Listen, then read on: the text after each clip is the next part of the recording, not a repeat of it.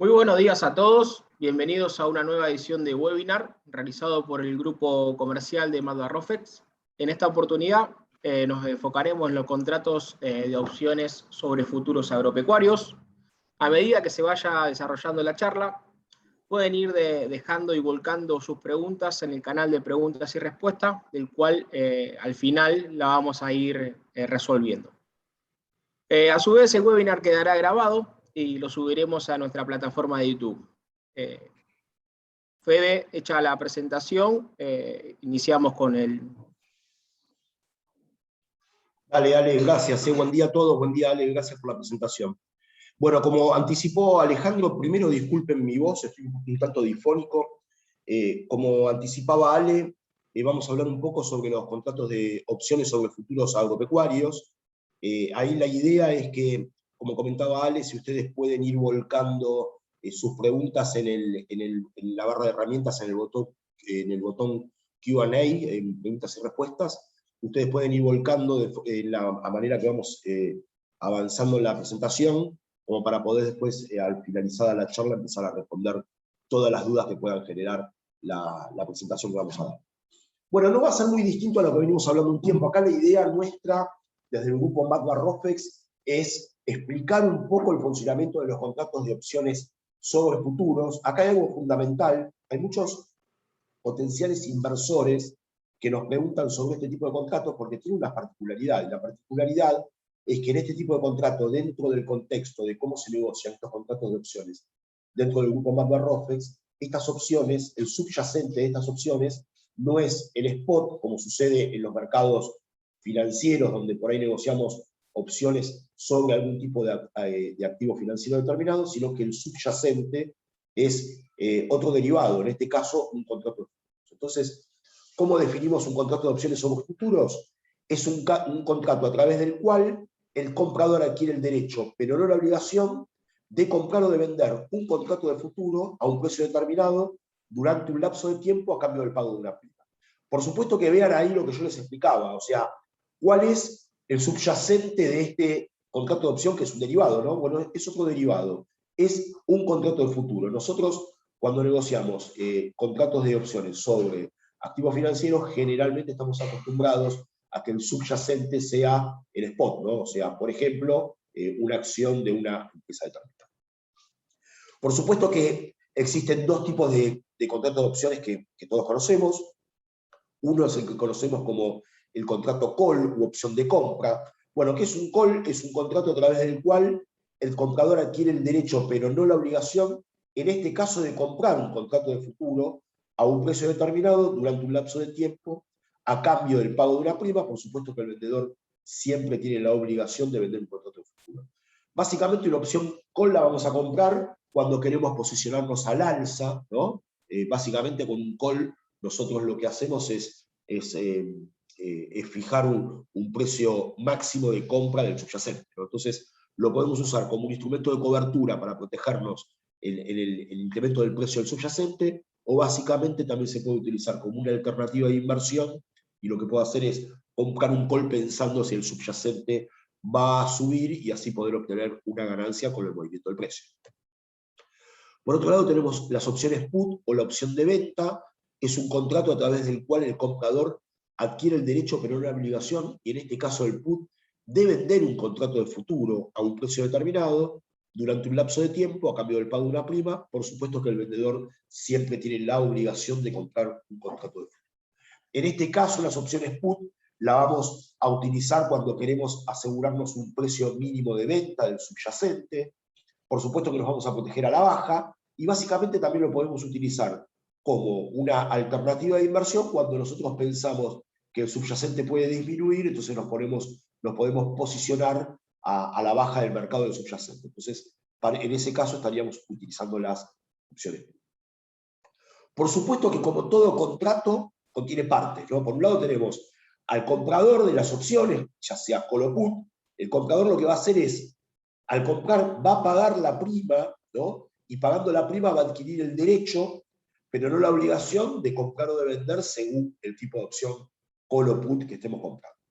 Por otro lado tenemos un vendedor, y el vendedor siempre va a ser el que cobra la prima, y básicamente el vendedor va a ser el que tenga la obligación de comprar o de vender según el tipo de opción que estemos negociando. Por otro lado está lo que conocemos como strike o precio de ejercicio. Básicamente el strike es el precio asegurado, es el precio al cual yo voy a ejercer mi derecho de comprar o de vender según el tipo de opción que estamos negociando. La prima, que básicamente la prima es el costo que va a pagar el comprador y por supuesto que va a cobrar el vendedor, y este es el valor de la opción, es el precio que se negocia en los sistemas de negociación de los mercados, ¿no? O sea, cuando compramos una opción call o put o cuando vendemos una opción call o put, básicamente lo que vamos a estar negociando en los sistemas de negociación es el valor de la prima, y por supuesto que los valores de las primas de las opciones están determinados por oferta y demanda, como un mercado organizado, ¿no es cierto?, donde los precios que surgen de esta operatoria son precios transparentes y muy determinantes para la toma de decisiones, ¿no? Y por supuesto que, como todo contrato, tiene una fecha de vencimiento que básicamente es la expiración del contrato. Bueno, existe una terminología de las opciones, 3 terminologías básicas. Primero, conocemos la opción, la que conocemos como at the money. Bueno, cuando una opción es at the money, básicamente una opción es at the money cuando el precio del subyacente, que vendría a ser el contrato de futuro, el subyacente en este caso, ¿no?, es igual al precio de ejercicio. Un ejemplo, pongamos un ejemplo de un call de soja mayo Rosario, precio de ejercicio 450, cuando la soja mayo Rosario vale 450. Básicamente, ejercer el derecho en una opción de estas características, en una opción at the money, es indistinto. Si bien la prima ya se pagó y es un costo hundido, sería indistinto, pero básicamente, generalmente, las opciones at the money se ejercen porque, repito, la prima ya se pagó y es un costo hundido. Por otro lado, tenemos las opciones que conocemos como out of the money. Bueno, básicamente la opción out of the money no tiene valor intrínseco. Ejemplo, por ejemplo, en el caso del call, cuando el precio del subyacente es menor al precio de ejercicio. En el caso del put, cuando el precio del subyacente es mayor al precio de ejercicio. Ejemplos de call out of the money. Bueno, un call de soja mayo Rosario, precio de ejercicio 450, cuando, por ejemplo, la soja mayor Rosario vale $400. No voy a ejercer el derecho de comprar a $450 algo que en el mercado vale $400, ¿no? En el caso del put, un ejemplo de put out of the money es, por ejemplo, put de soja mayor Rosario, precio de ejercicio $450, cuando la soja mayor Rosario cotiza a $500, por ejemplo, ¿no?, para decir un precio. No voy a ejercer mi derecho de vender a $450 algo que en este momento en el mercado vale $500. Y por otro lado, tenemos las que conocemos como las opciones in the money. La opción in the money es la que tiene valor intrínseco, o sea, básicamente tener valor intrínseco que tiene valor de ejercicio, son las opciones que están para ser ejercidas. En el ejemplo del call, cuando el precio del subyacente es mayor al precio de ejercicio. En el ejemplo del put, cuando el precio del subyacente es menor al precio de ejercicio. Ejemplos en call in the money. Bueno, un call in the money es, por ejemplo, un call de precio de ejercicio 450 de soja mayor Rosario, cuando la soja mayor Rosario vale $500. Yo voy a ejercer mi derecho de comprar a $450 algo que en el mercado hoy vale $500. En el caso del put in the money, ejemplo, put de soja mayor Rosario, precio de ejercicio 450, cuando la soja mayor Rosario cotiza a $400. Yo voy a ejercer mi derecho de vender a $450 algo que en el mercado en este momento vale $400. El cuadro de ganancias y pérdidas es fundamental entenderlo para entender cuáles son, cómo podemos estar en ganancia o en pérdida utilizando este tipo de instrumentos, ¿no? Bueno, básicamente los dos gráficos superiores son los compradores de opciones, ¿no? Compra de call a la izquierda, compra de put a la derecha. Bueno, fíjense, el eje de las X lo que estaría representando, por supuesto que de izquierda a derecha, es el incremento del precio del subyacente. En este caso, del ejemplo que estamos poniendo, es el valor de la soja mayor Rosario, ¿no? Por supuesto que en el eje de la Y lo que nos va a estar marcando es ganancias y pérdidas. Fíjense que la prima para el comprador de un call, en este caso, es una pérdida y este es el costo de la prima, ¿no? Por supuesto que a medida que el precio del subyacente empieza a incrementarse, y en el caso de la compra del call, cuando el precio del subyacente supera su precio de equilibrio, que vendría a ser el precio de ejercicio, la opción empieza a entrar en ganancia. Como consecuencia, podemos decir que los compradores de calls lo que tienen son pérdidas limitadas, o sea, la pérdida está limitada al valor de la prima que yo pagué, y la ganancia es totalmente ilimitada a medida que el precio del subyacente se va incrementando. Con las compras de put pasa lo mismo en cuanto a ganancias y pérdidas, pero por supuesto, como estamos hablando de una opción de venta, la mirada va a ser al revés. Fíjense que el eje de las X va a representar el precio del subyacente, de derecha a izquierda va disminuyendo, ¿no? Por supuesto que en el eje de las Y, este valor es el valor del pago de la prima, ¿no? Que lo va a pagar el comprador y que va a ser su pérdida máxima. Bueno, a medida que el precio del subyacente va bajando y a medida que disminuye por debajo del precio de equilibrio, que vendría a ser el precio de strike o precio de ejercicio, la ganancia empieza a ser totalmente ilimitada. Como consecuencia, el comprador del put también tiene pérdida limitada y ganancia ilimitada. Fíjense la característica de los compradores de opciones. Como característica, todo comprador de opciones, ya sea call o put, siempre va a tener pérdida limitada al valor de la prima y ganancia ilimitada al movimiento del precio del subyacente. ¿Qué pasa con los gráficos inferiores? Que son los vendedores de opciones o comúnmente, como conocemos, lanzadores de opciones. Bueno, el lanzador de opciones, y vamos a ver en el caso del vendedor del call, su ganancia es totalmente limitada. ¿Por qué? Porque el vendedor del call es el que cobra la prima que pagó el comprador, ¿no? Entonces, su ganancia, que es esta, está limitada, pero en el caso del vendedor del call, a medida que el precio del subyacente se incrementa, su ganancia empieza a ser totalmente, su pérdida empieza a ser totalmente ilimitada. En el caso del vendedor del put, también su ganancia es limitada al cobro de la prima y a medida que el subyacente empieza a disminuir, su pérdida empieza a ser totalmente ilimitada. Como consecuencia, repito, decimos, compradores de opciones, pérdidas limitadas, ganancias ilimitadas. Vendedores de opciones, ganancias limitadas, pérdidas totalmente ilimitadas. Para entender bien las opciones siempre hacemos la comparación de cómo funcionan este tipo de instrumentos y lo más fácil que hay es compararlo contra un seguro patrimonial y en este caso vamos a utilizar el ejemplo del seguro del automóvil. Sabemos perfectamente que nosotros como compradores de un seguro vamos a pagar una prima, ¿no? Por tener un bien asegurado. En este caso el bien asegurado es el valor del automóvil, ¿no? Que lo vamos a asegurar contra el robo, contra la destrucción, etc. Bueno, por supuesto que hay un comprador que somos nosotros que pagamos la prima para tener este valor asegurado y tenemos un vendedor del seguro, que es la compañía de seguro, que es el que va a cobrar la prima. Básicamente, nosotros como compradores de seguros patrimoniales adquirimos el derecho a recibir el valor del auto si el siniestro existe, ¿no? Por supuesto que adquirimos el derecho, pero no la obligación. A mí si me roban el auto, yo no estoy obligado a ir a reclamarle a la compañía de seguro. Por supuesto que tengo el derecho, pero no la obligación. Por supuesto que ese derecho siempre lo vamos a ejercer. Y por otro lado, el vendedor de este seguro, que es la compañía de seguro, tiene la obligación de restituir el valor del auto, por supuesto que siempre y cuando el siniestro se da.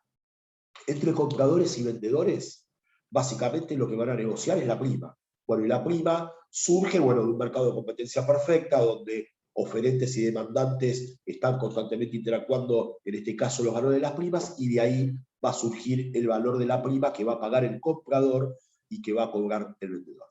¿Qué pasa con las opciones financieras, ¿no? Estos contratos son contratos derivados, son opciones financieras. Bueno, básicamente funciona de la misma forma. Tenemos un comprador, ¿no?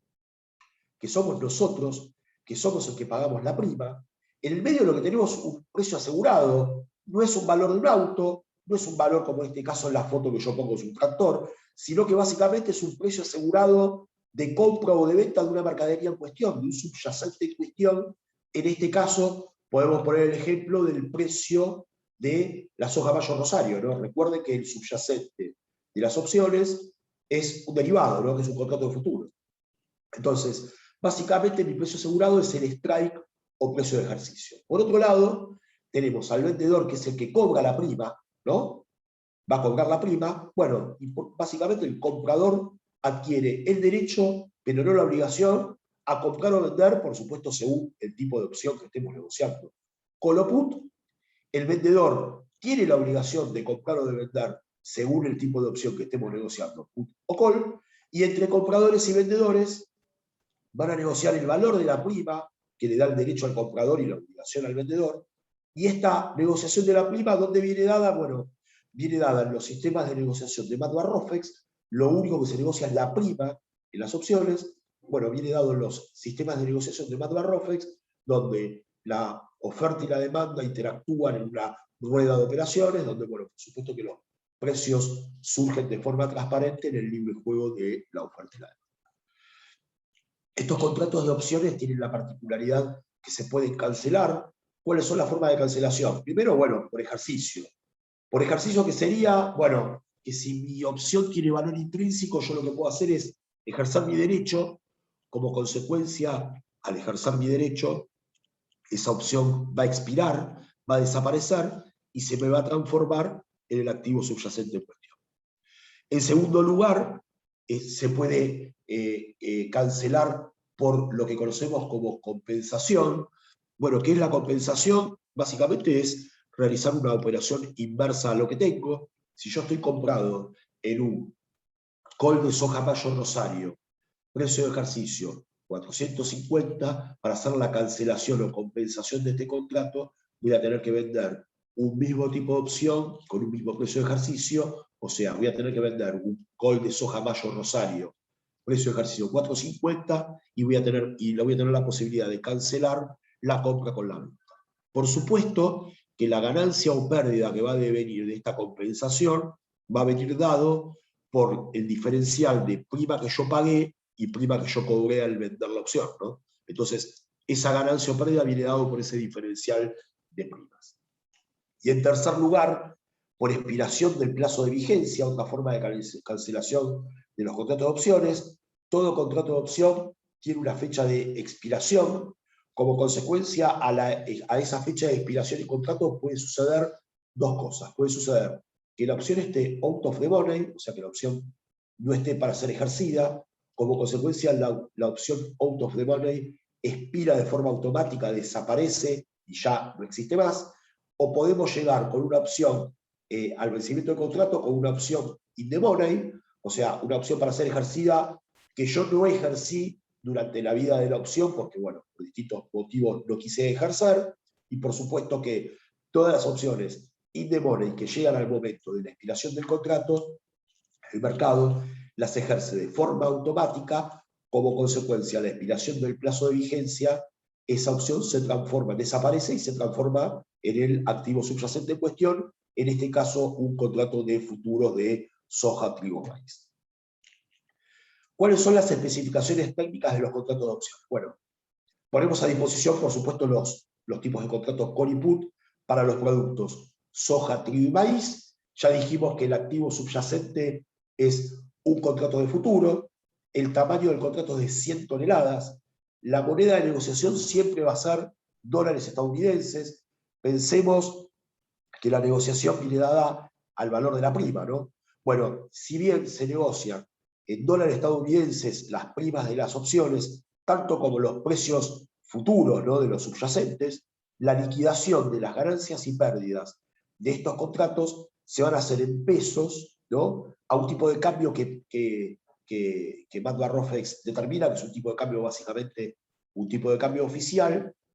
Entonces, todas las ganancias o pérdidas o los pagos de las obligaciones de estos contratos, en este caso de las primas de las opciones, se van a hacer en pesos a un tipo de cambio que determina Madbar-Rofex, que básicamente es un tipo de cambio oficial. Los strikes o precios de ejercicio ustedes los van a encontrar para negociar con intervalos de $4, son fijados en dólares por toneladas. O sea, ustedes en las pantallas de negociación van a encontrar una tira enorme de cantidad de strikes, y por supuesto que ustedes van a elegir negociar la prima de un strike y de un producto determinado. El vencimiento y último día de negociación de estas opciones viene dado por una regla un tanto rara, pero tiene su razón de ser. Es la rueda anterior a las últimas 5 ruedas del mes anterior del contrato. ¿Qué quiere decir esto? Que si yo estoy negociando una opción de Soja Mayo Rosario 2023, la opción va a vencer el mes anterior, va a vencer la rueda anterior a los últimos 5 ruedas del mes de abril. Si miramos el calendario y vemos más o menos los feriados y cómo caen los sábados y domingos, más o menos este vencimiento nos estaría dando con fecha 22 o 23 de abril del 2023. Bueno, ¿por qué vence el mes anterior? Bueno, básicamente porque si me vence el 22, 23 de abril, y la opción está in the money, la opción se transforma en el subyacente, si es un call se transforma en una compra de futuros, si es un put se transforma en una venta de futuros, y a mí me da la posibilidad de esos 4 o 5 días que tiene desde el vencimiento de la opción hasta fin de mes, de poder cancelar mi posición de futuros que se me transformó la opción. Como consecuencia, si yo lo hago antes de fin de mes, antes del mes de abril, antes que empiece el mes de mayo, yo tengo la posibilidad de poder utilizar el instrumento como instrumento de alternativa de inversión o como cobertura sin entrar en el proceso que empieza a partir del día hábil del mes de mayo, el proceso de la entrega de la mercadería. Y ustedes recuerden que para ir a proceso de entrega de mercadería hay que cumplir ciertos requisitos, ¿no? Como estar inscrito en el registro fiscal de operadores y en demás registros para la operatoria de granos, y esa obligación viene dada no solamente para los comitentes, sino también para la salida.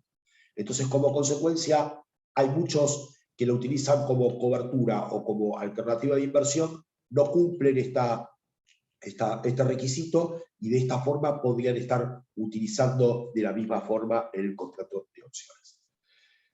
Plazo de ejercicio, bueno, son opciones del tipo americanas. Yo puedo ejercer el ejercicio, el derecho de ejercer mi opción desde el momento que yo registré el contrato hasta el momento de vencimiento del último día de negociación, ¿no? O sea, hasta la rueda anterior a las últimas 5 ruedas del mes del contrato. TIC mínimo de la prima, 10 centavos de dólar por tonelada, se puede negociar 18 meses futuro calendario. ¿Cuáles son los derechos de mercado que exige, que cobra Matbarrofex para poder negociar estos contratos? Bueno, es el 0,3% de lo que conocemos como valor nocional del contrato, de la prima, ¿no? O sea, del valor de la prima, el P por Q, precio de la prima multiplicado el tamaño del contrato. Por supuesto que con un tope de $10, si este cálculo me da más de $10, el tope que se va a exigir al pago del derecho de mercado va a ser de $10. Por otro lado, y algo muy interesante para entender el funcionamiento de las opciones tienen una particularidad. Los compradores de opciones, al no tener riesgo, son los que tienen el derecho, pero no la obligación.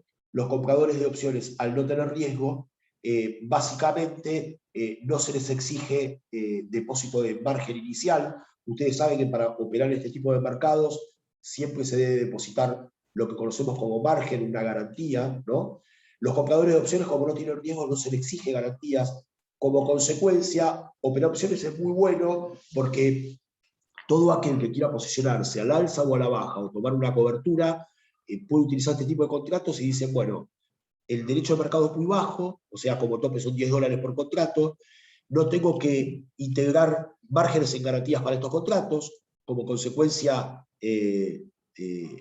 compro un call o compro un put y no deposito márgenes iniciales, y tampoco tengo lo que conocemos el mark to market o las diferencias diarias que generalmente tienen los contratos de futuro. Como consecuencia, operar este tipo de contratos tiene la posibilidad que el comprador pague una prima, su pérdida máxima es el valor de la prima, no tiene otra obligación y como consecuencia mantiene el contrato hasta el momento que quiera, ¿no?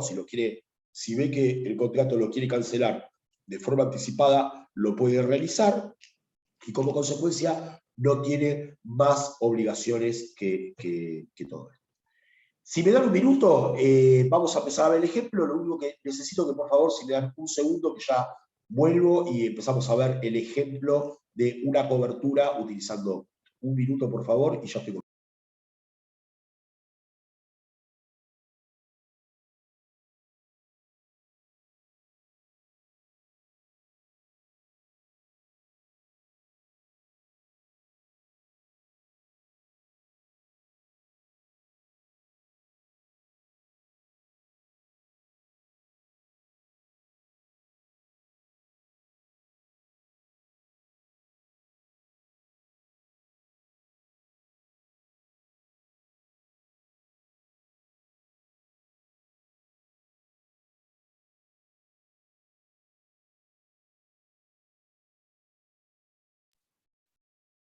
Ya estoy de vuelta, les pido mil disculpas, pero estoy muy resfriado y casi no puedo hablar.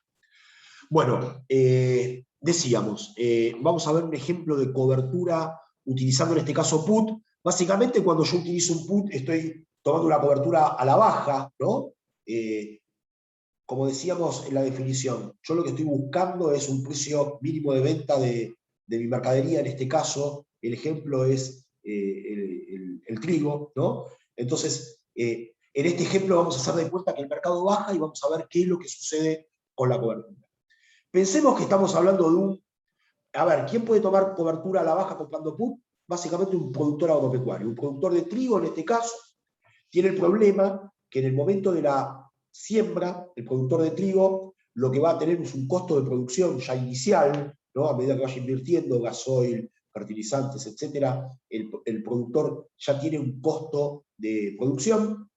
Como consecuencia, su riesgo primordial es que el precio en el momento de la cosecha, que va a ser en enero, en el momento de la cosecha, su precio disminuya y que baje por debajo de su costo inicial.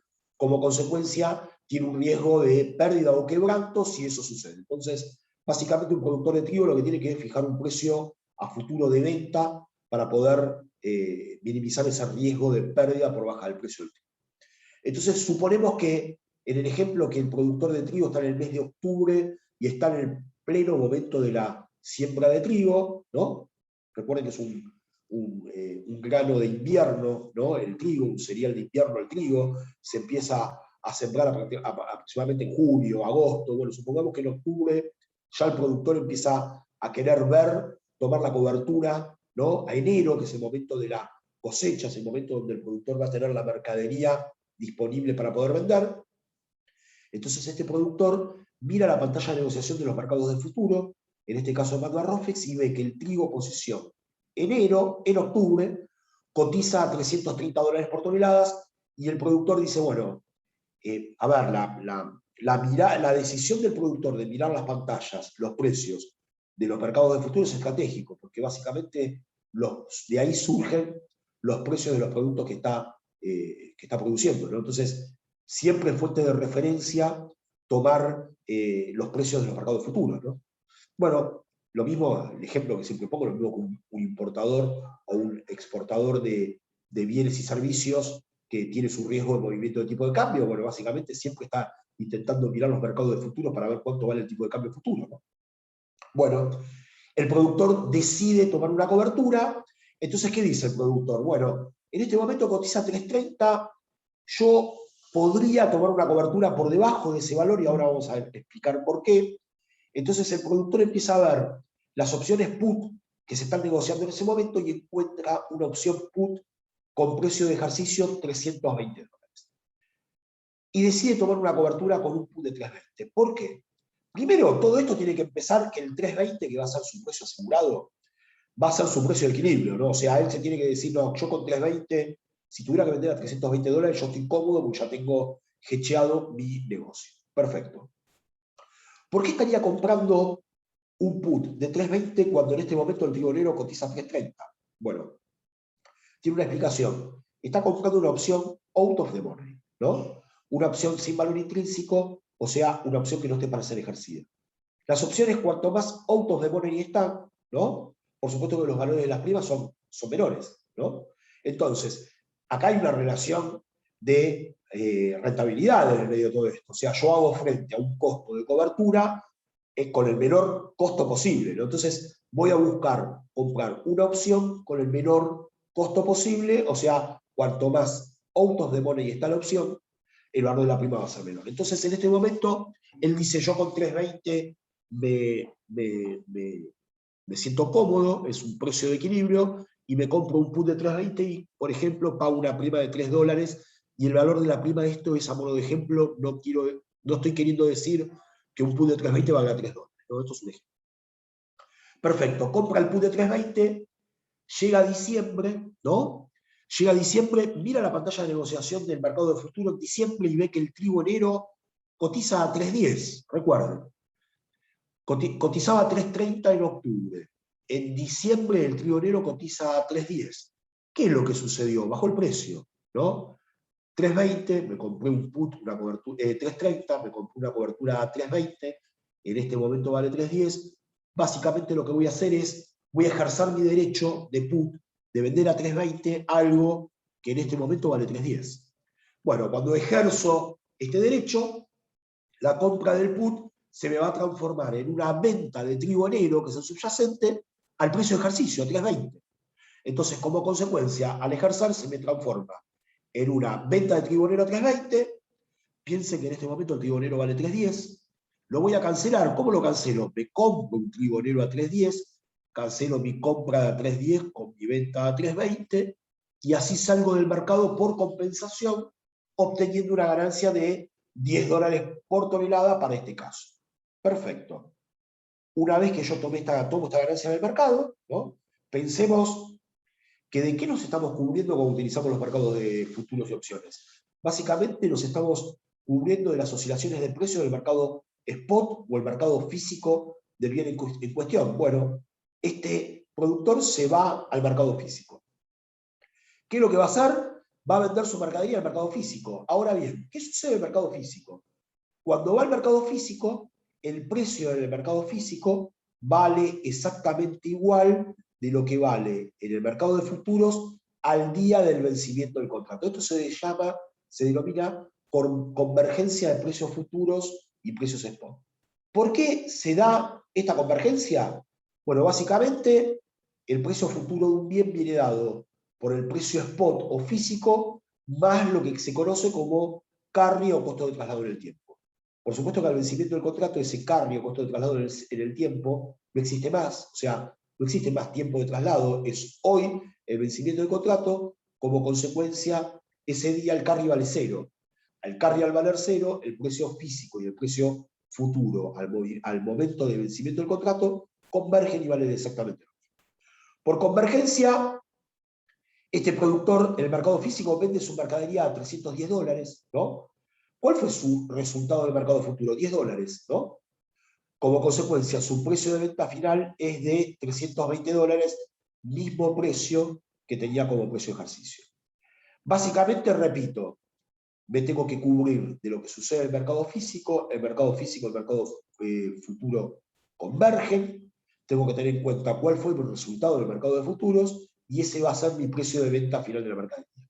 Para hacer el ejercicio como corresponde, tendría que tener en cuenta mi costo de la opción, que fueron $3, como consecuencia mi precio de venta final va a ser 3.20 menos los $3 que yo pagué, mi precio de venta final va a ser de $317 la tonelada.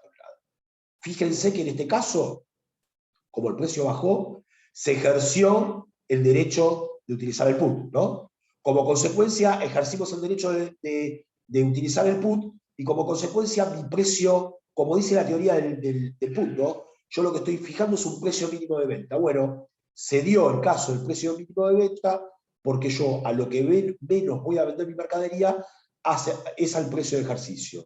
Y ahora lo vamos a ver cómo se da cuando el mercado sube, ¿no? Ejemplo, el mercado suba, este fue el mercado de baja, vamos a ver el mercado de suba. El mismo ejemplo.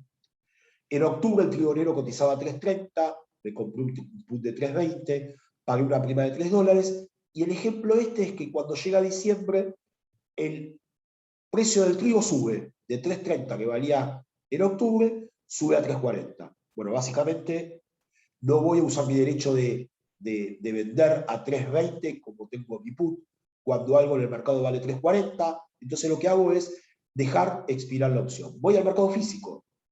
Recuerden, por convergencia de precios, el mercado físico, al momento del vencimiento a la fecha de vencimiento del mercado de futuros, converge con el mercado físico. Voy al mercado físico, vendo mi mercadería a $340. ¿Cuál fue mi coste de opción? $3. Como consecuencia, mi precio final de venta es de $337. Fíjense lo que yo les decía. En el ejemplo anterior, el mercado bajaba. Como consecuencia, mi precio de venta fue de $320 menos la prima. Bueno, en este caso subió. Y como subió, mi precio de venta va a ser lo que valga en el mercado físico, en este caso $340, menos la prima. Entonces, lo que podemos decir que con las opciones put, yo lo que estoy haciendo es fijando un precio mínimo de venta de mi mercadería. ¿Qué pasa con el call? Bueno, vimos el ejemplo del put. El put tiene la particularidad que lo va a utilizar todo aquel que quiera cubrirse a la baja, básicamente un productor que está produciendo y que en su mercadería, en su posición, en su mercadería está comprado. O sea, yo como productor agropecuario, cuando estoy produciendo en mi mercadería, en el mercado físico voy a estar comprado, porque en un momento voy a tener mi mercadería física y la voy a tener disponible para la venta, como consecuencia me tengo que tomar una cobertura a la baja. En el caso de los compradores de call, van a ser todos aquellos que necesiten, ¿no?, fijar precios de compra porque tienen obligaciones en el futuro de comprar una mercadería en cuestión. Entonces, básicamente, todos los que sean compradores de mercadería tendrían que estar utilizando coberturas con call, ¿no? Por ejemplo, un acopio, ¿no? Un acopio que tiene que fijar su precio de compra de la mercadería. Un exportador puede estar comprando call, porque básicamente el exportador quiere fijar un precio máximo de compra de su mercadería para después exportarla, ¿no? Entonces, básicamente todos estos actores necesitarían tener coberturas call. Vamos a ver un ejemplo con un mercado de soja, ejemplo de compra de call, cobertura al alza, en un ejemplo de mercado en suba. Supongamos que en noviembre, bueno, acá pensemos el momento de siembra y cosecha de la soja, ¿no? O sea, la soja empieza a sembrarse a partir de agosto, septiembre, octubre, ahí estamos cosechando soja. En el momento, perdón, octubre, noviembre, septiembre, octubre, noviembre, el momento de la siembra de la soja es el mes de abril, mayo, junio de todos los años. Entonces, como consecuencia, este comprador, que puede ser un acopio, mira el mercado de futuros y en el mes de noviembre ve que la soja mayo cotiza a $370 por tonelada. Bueno, básicamente quiere tomar una cobertura. Recuerden que para tomar una cobertura lo más barata posible, yo tengo que comprar un call que esté lo más out of the money posible para pagar una prima lo menor posible, ¿no? Entonces, mira la pantalla y lo que ve es que encuentra un call de precio de ejercicio 380 que le cierra como precio máximo de compra, ¿no? O sea, yo pagando 380 me siento cómodo y se compra este call pagando una prima de $3 que es simbólica, ¿no? O sea, no es que valga eso, este call, pero yo lo pongo como ejemplo. Bueno, básicamente, en abril, llega el mes de abril, la soja mayo ve que cotiza a $390 por tonelada. Fíjense, en noviembre cotizaba a 370, me compré un call de 380 y en abril cotiza a 390. Quiere decir que voy a ejercer mi derecho de pagar $380, algo que en este momento cotiza a 390, ¿no? Bueno, perfecto. ¿Qué hago? Ejerzo mi opción, ¿no? Ejerzo mi derecho de comprar a 380. Bueno, como consecuencia, se me va a transformar en una compra de soja mayo a $380. Como en este momento cotiza 390, ¿qué hago? Voy a cancelar mi compra vendiendo soja mayo 2023 a $390, la cancelo contra la compra y voy a salir por compensación obteniendo una ganancia de $10 por tonelada. Me voy al mercado físico, recuerden. Convergencia de precio futuro con precio spot o físico. La soja en este momento vale lo mismo, $390. ¿Qué hace este acopio? Va al mercado físico y compra su mercadería a $390. ¿Cuál fue el resultado del mercado de futuros? El resultado del mercado de futuros fue $10 por tonelada. Como consecuencia, mi precio de compra va a ser de $380 la tonelada, mismo precio que yo tenía en mi ejercicio del call. Por supuesto que a este costo final le voy a tener que sumar el costo de la opción, que fueron $3, y mi precio final de compra es de 383. Vean el ejemplo, en el caso de la utilización de los call, yo lo que estoy fijando es un precio máximo de compra. ¿Cuándo se va a dar el precio máximo de compra? Se va a dar en este caso, cuando el precio sube. Mi precio máximo de compra va a venir dado por el ejercicio de mi derecho mi derecho con la opción. Ahora vamos a ver qué sucede con un mercado en baja. Mismo ejemplo. En noviembre la soja mayo cotiza 3.70, me compré un call de 3.80, pagué una prima de $3. Supongamos que el mercado bajó, valía 3.70, me compré un call de 3.80 y ahora vale $360 la tonelada. Bueno, básicamente no voy a ejercer mi derecho a comprar a 3.80 algo que vale 3.60, la dejo expirar, me voy al mercado físico. Bueno, por convergencia, el mercado físico va a valer 3.60, voy a comprar a 3.60 mi soja, ¿no? Más el costo de la prima de $3, mi precio final de compra va a ser de $363 la tonelada. Fíjense en el ejemplo del call, que el precio máximo de compra va a ser cuando yo ejerzo mi derecho, o sea, cuando el mercado sube, todo lo que baje el mercado lo voy a comprar en el mercado físico. Como consecuencia, con la utilización de los call, yo me fijo un precio máximo de compra. Una aclaración. No solamente los compradores de mercadería podrían estar utilizando el call. Un productor agropecuario, y esto es fundamental para ir al productor y explicarle, ¿no? Fundamentalmente alguna estrategia de cobertura, lo que conocemos como cobertura sintética, ¿no? Un productor agropecuario, básicamente, lo que sucede es que cuando está en el momento de la siembra, ¿no? Básicamente busca fijar un precio de venta de su mercadería y utiliza instrumentos OTC, ¿no? O sea, utiliza básicamente los contratos forward. Un contrato forward es un acuerdo entre partes a vender una mercadería o comprar una mercadería en un precio futuro, ¿no? Determinando el precio, el tipo de mercadería, la calidad y con una fecha determinada. Entonces, básicamente en el sector agropecuario los contratos forward se utilizan mucho. Un productor agropecuario firma a vender forward con el acopio de su zona, ¿no? A un precio determinado en una fecha determinada, y básicamente el productor utiliza el forward, ¿por qué? Porque fijó su precio de venta, fijó ya se aseguró el flujo de la mercadería, o sea, se asegura en el momento de la siembra entregarle la mercadería al acopio de su zona, ¿no? Entonces no tiene que pagar margen, no tiene que pagar diferencia, entonces el productor agropecuario se siente cómodo fijando precios de venta con forward. ¿Cuál es el problema? El problema que tuvieron los productores, y esto es ejemplo real de lo que ha sucedido en los últimos 2 años, que los precios de los commodities agropecuarios vinieron incrementándose de forma casi exponencial por distintos factores de mercado. Como consecuencia, el productor, llegado al momento de la siembra, de la cosecha, lo que veía es que le entregaba la mercadería a su acopio, ya con un precio fijado, que es el precio que cobraba, y en ese momento en el mercado físico la mercadería había subido 50, 60, $70, y esto sucedió en la campaña anterior, ¿no? En las 2 campañas anteriores.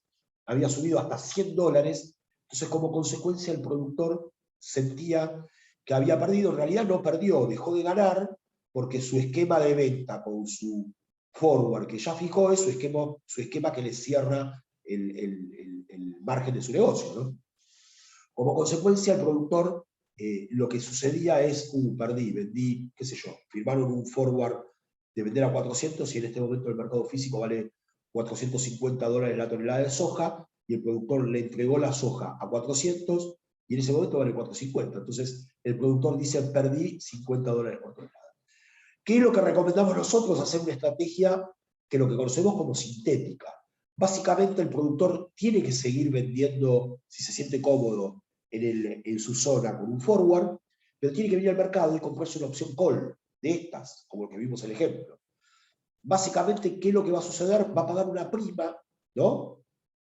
Va a pagar una prima, y todo lo que suba al mercado, si el precio baja, el productor va a tener como pérdida máxima la prima que paga. Si el precio sube, toda la suba de mercado la va a captar por estar comprado con el call. Como consecuencia, y lo voy a poner en números redondos para entenderlo, Si yo soy un productor y me vendí forward a $400, ¿no? Y ya fijé mi precio a 400, y vengo al mercado y me compro un call de 4.10 y pago una prima, si el mercado empieza a subir y llega a $450, básicamente yo voy a ir y le voy a vender por forward a mi acopio de la zona a $400, pero el incremento de precio del call de 4.10 a los $450 que vale la mercadería, esos $40 los voy a captar por el mercado. Como consecuencia, utilizando una estrategia de estas características, siempre lo que voy a buscar es que si el mercado sube, poder mejorar mi margen, ¿no? O sea, poder captar todo lo que sube el mercado. Con estas subas de mercado que hubo en las últimas campañas, lo que sucedió es que los productores empezaron a entender que tienen que hacer estrategias sintéticas, ¿no? O sea, que tienen que seguir vendiéndole al acopio porque se siente cómodo el forward, pero básicamente tiene que venir el mercado y comprar un call para que si el mercado llega a subir, y es lo que sucedió, poder captar todas las subas de mercado. Para ir cerrando, esto es una pantalla, un visor de precios de McDermott. Esto lo hice hace 2 días, ¿no? Estamos de acuerdo que los precios oscilaron, estuvieron bajando un poco. Bueno, básicamente esto es la pantalla visor de precios de las opciones de soja Rosario, posición noviembre de 2022. Bueno, ¿qué les quería mostrar acá? La particularidad de esta. Fíjense, de este lado tenemos las opciones call, de este lado tenemos las opciones put, ¿no? En el medio tenemos lo que conocemos como strikes o precios de ejercicio, y acá lo que van a ver es cada uno de los strikes con su negociación, su valor de la prima, ¿no? Y estos son los put con su valor de la prima, precio de compra, precio de venta, volumen, etc. Fíjense esta particularidad. En este momento que yo hice esta captura de pantalla, la posición son opciones de noviembre. ¿Qué quiere decir? Que el subyacente es el futuro de la posición noviembre de 2022, ¿no? Bueno, ¿cuánto cotizaba en este momento la posición futura soja Rosario noviembre de 2022? Cotizaba a $403. ¿Qué les quiero mostrar con esto? Fíjense esta particularidad. Si ustedes van a la lista de strikes y van al momento de 403, que está por acá aproximadamente, fíjense esta particularidad. Todos los put están con precio de ejercicios por debajo de los 403. ¿Ven? Para arriba o baja. Son todos estos put. ¿Qué son? Son put out of the money. O sea, se negocian opciones out of the money. Fíjense esta particularidad. Acá tienen el valor de la prima última negociada. Fíjense que los valores de las primas, a medida que vamos bajando en su strike, los valores de las primas van disminuyendo. Entonces, cuanto más out of the money esté, la prima va a valer menos, ¿no? En el caso de los calls, al revés. El precio de equilibrio es 403. ¿Cuáles son las opciones out of the money? Todas las opciones que están por encima de 403, todas estas que ven acá. Fíjense que cuanto más out of the money, las primas de las opciones van disminuyendo. ¿Qué quiere decir con esto? Que en estos mercados se negocian opciones out of the money. Básicamente el ejemplo que yo siempre pongo es que se negocian las primas de los, para decir algo muy extremo, se negocian los valores de las primas de los seguros de autos que no fueron robados, no de los autos que son robados o que ya acaban de robar. Porque ustedes piensen, es un ejemplo muy exagerado, ustedes piensen que si yo no tengo asegurado el auto y me lo roban, y no tengo seguro, voy a la compañía de seguro y le digo, ¿qué tal? ¿Cómo le va? Mire, me robaron el auto, lo quiero asegurar. A ver, el auto, me va a decir la compañía de seguro, no, mirá, me lo robaron. Bueno, le pongo un ejemplo extremo, ¿eh? Básicamente no hay bien para asegurar. Pero si la compañía de seguros decidiera de alguna forma asegurarme ese auto, me va a decir, perfecto, ¿qué auto era? Tal y tal y tal. ¿Cuánto era el valor asegurado? No sé, 3 millones de pesos. Perfecto, yo te lo aseguro y te cobro una prima de 3,5 millones.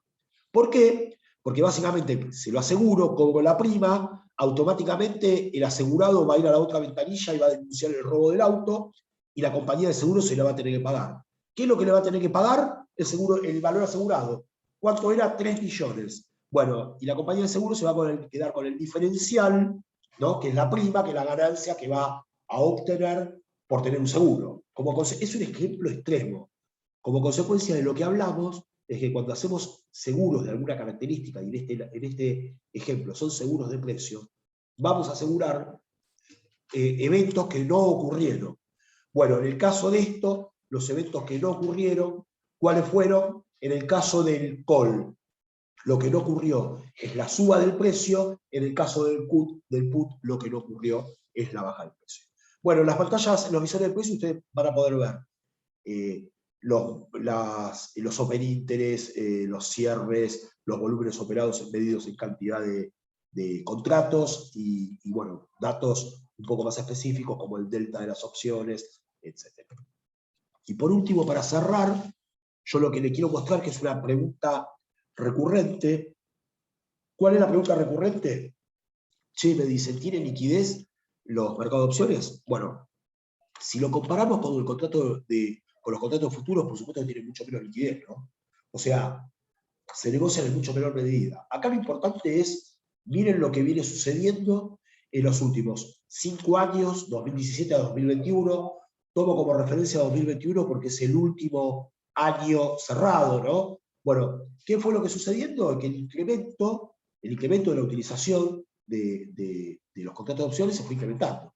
Fíjense esta particularidad, 2017 se negociaron 4 millones de toneladas, un poco más, 4.126.000, y en el 2018 saltamos a 8.836.000.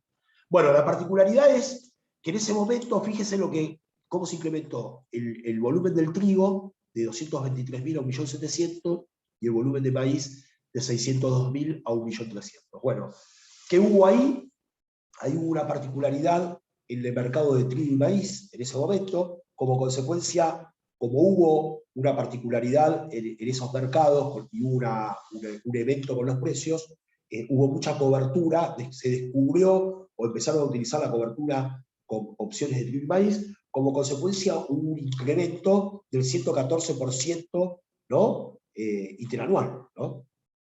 Bueno, fíjense que a partir de ahí, en 2019 hubo una disminución marginal del 8%, pero los volúmenes interanuales se vienen incrementando. Fíjense que del 2020 comparado con el 2019 subió 13%, del 2021 al 2020 subió un 19%, pero acá la particularidad es lo que conocemos como market share, o sea, la participación del volumen de opciones en el volumen total que se negocia en un mercado de futuro, ¿no?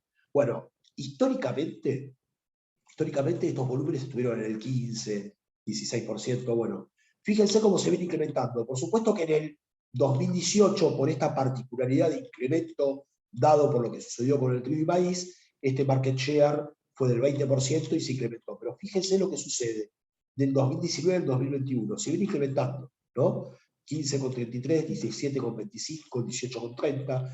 ¿Qué es lo que viene sucediendo?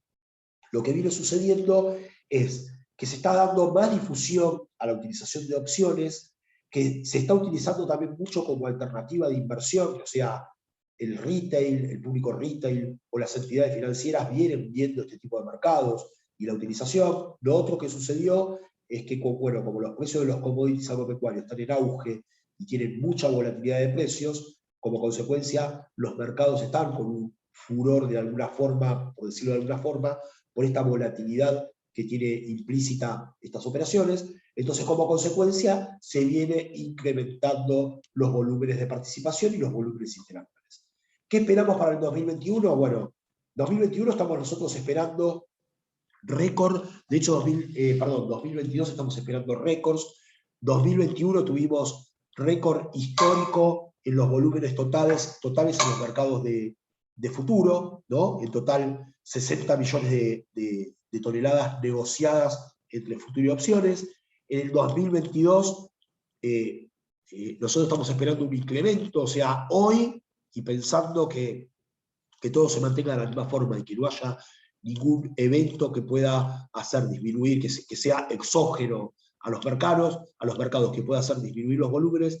Este año estamos esperando estar por arriba de las 70 millones de toneladas, como consecuencia la participación, el incremento interanual de las opciones y el market share de las opciones con respecto a años anteriores, teóricamente se tendría que estar incrementando. Así que bueno, esto fue todo. Ale, no sé si hay alguna pregunta dando vuelta, yo puedo tener acá, tengo a la vista algo, así que bueno, no sé si querés avanzar con algo. Así que gracias a todos por la participación y podemos abrir un poquito un debate, ¿no? Ale, con un par de preguntas. Sí, muchas gracias por la presentación, Fede, fue muy claro.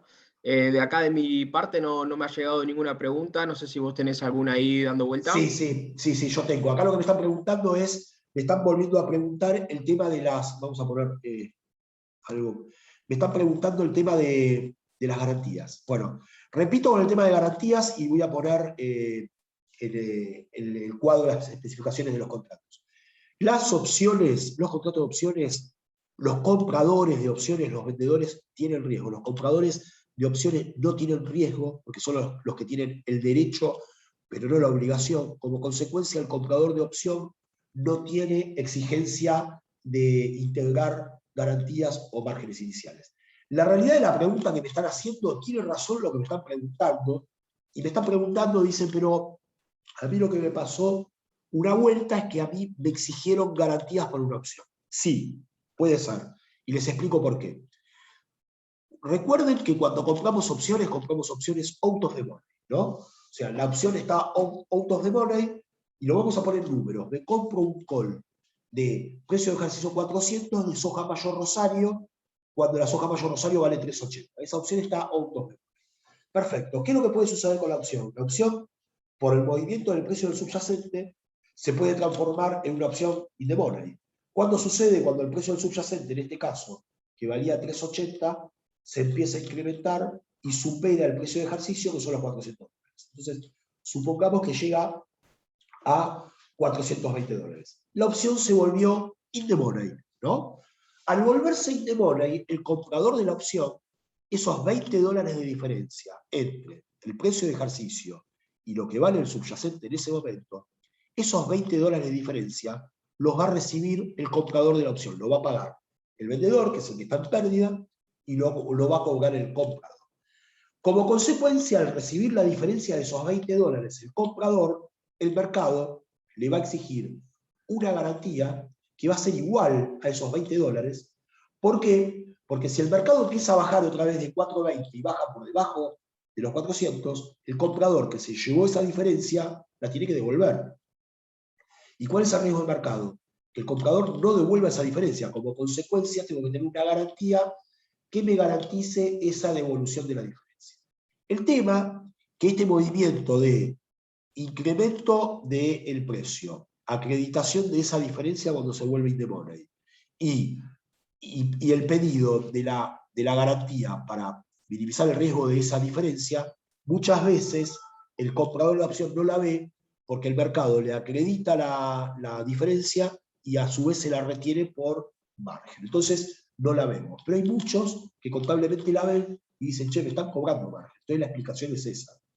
Ahora bien, si yo lo que haría es tener depositado como garantía instrumentos financieros dentro del mercado, que es lo que generalmente se hace, el mercado lo que me va a tomar como garantía, ¿no? En este caso, en este ejemplo, va a ser el instrumento financiero. Como consecuencia, me va a liberar la diferencia, esos 20 dólares, y yo me lo puedo llevar.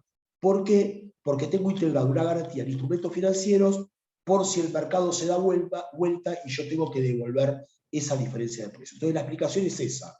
Si bien los compradores de opciones no se les exige garantías porque están out of the money, si el precio se incrementa y se vuelve, en el caso del call, se vuelve in the money, por supuesto que le va a exigir esa garantía, pero básicamente se va a compensar con la ganancia que yo obtuve por la diferencia de precio. Fede, ahí llegó una Sí, pregunta. dale. Nos dice, ¿hay diferencias diarias? ¿Cómo se integran? Bueno, la explicación de recién, no tenés diferencia diaria. Primero, ¿cómo se integran? Vos como comprador de opciones nunca vas a pagar diferencias. El que la va a pagar es el lanzador. ¿Por qué lo digo? Porque básicamente todos los que estamos presentes acá no vamos a ser lanzadores de opciones, vamos a ser compradores de opciones.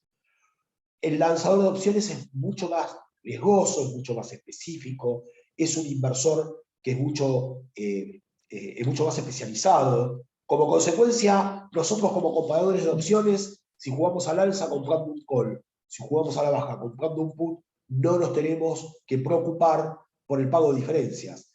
Nos vamos a tener que preocupar por el pago de diferencias si la opción, como yo el ejemplo que hice recién, se vuelve in the money, la cobro la diferencia, y si el precio vuelve a bajar, la tengo que integrar y la tengo que pagar. Las diferencias en el mercado de futuros, MATBA-ROFEX, siempre se hacen. Si bien son en dólares, o sea, la nominatividad es en dólar, la integración de la diferencia se hace en pesos a un tipo de cambio MATBA-ROFEX, que básicamente es un tipo de cambio oficial. Tengo una que dice, si bien comprando opciones no cuento con la obligación de comprar o vender, ¿existe algún otro beneficio de comprar opciones sobre futuros, además de integrar garantías? A ver, la pregunta dice de comprar opciones por sobre los futuros, o sea, ¿cuál es el beneficio mayor que yo tengo de utilizar opciones contra los futuros? Primero, básicamente, y está bien lo que plantea, ¿no? Primero es la integración de las garantías. Segundo, el mark to market. O sea, vos con el futuro, el mark to market, ¿no? Vas a tener, como comprador o como vendedor, lo vas a tener que integrar según el movimiento del precio del futuro, ¿no? Y por otro lado, pensá, una diferencia muy grande, es que vos utilizando opciones, vas a limitar tu pérdida al valor de la prima, ¿no? Y tu ganancia puede ser ilimitada. Como consecuencia, lo que tiene el futuro lo que tiene es que las ganancias y las pérdidas, las dos, pueden ser totalmente ilimitadas, ¿no? Según para qué lado se mueva el precio. Entonces vos con la opción, básicamente limitás tu pérdida al valor de la prima, vos sabés que más que la prima no vas a perder y tu ganancia al movimiento de precios puede ser totalmente ilimitada. Tengo otra pregunta más acá.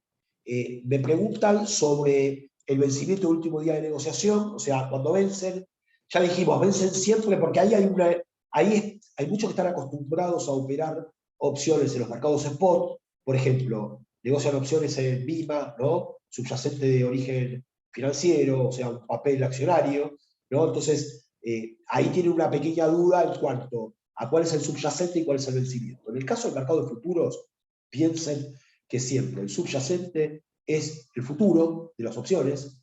De hecho, es un derivado sobre un derivado, porque una opción es un derivado financiero y un futuro es un derivado financiero. Entonces, es un derivado de un derivado, el subyacente es el valor futuro del precio de la soja, trigo, maíz, ¿no?